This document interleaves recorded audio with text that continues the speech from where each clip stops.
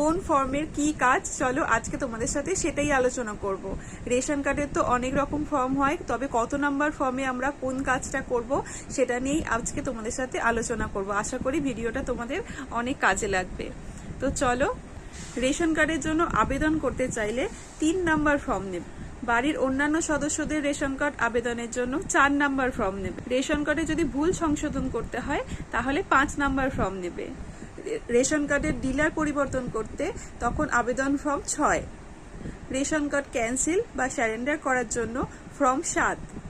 RKSY2 থেকে RKSY1 form করতে 8 নম্বর ফর্ম নেবে। রেশন কার্ড ডুপ্লিকেট পাওয়ার জন্য আবেদন ফর্ম 9।